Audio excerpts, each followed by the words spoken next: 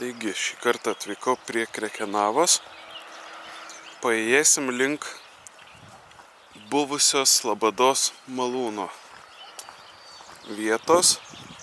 Dabar ten yra likę tik tai akmenys ir ąžuoliniai rąstai, ar tai jų liekanos, kiek teko skaityti.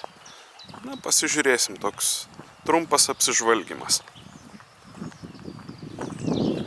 Iki jo veda šitas takas. Nors diena ir labai apniukusi, bet man patinka tokios, kaip jau turėjot susidaryti įspūdį iš mano ne vieno video, kuriame tai minėjau. O štai prasideda medinė tako dalis. O kaip čia.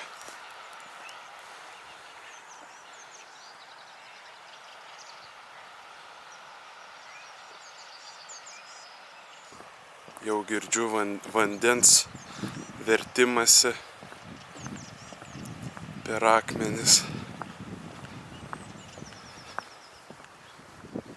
Čia ir pasimankštinti galima.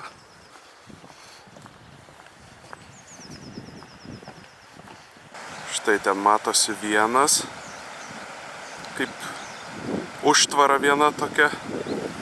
Čia yra kita.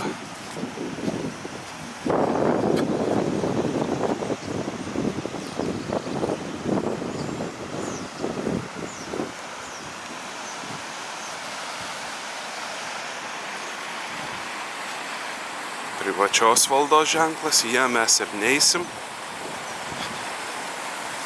O čia buvusios liekanos malūno tikriausiai, štai.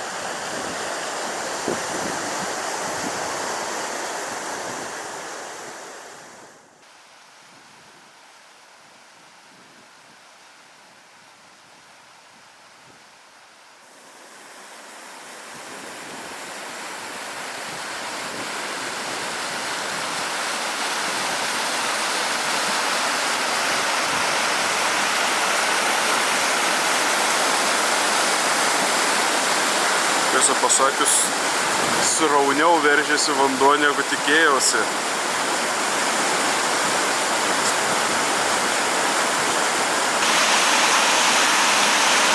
Buvęs ratas iš malūno, akmeninis.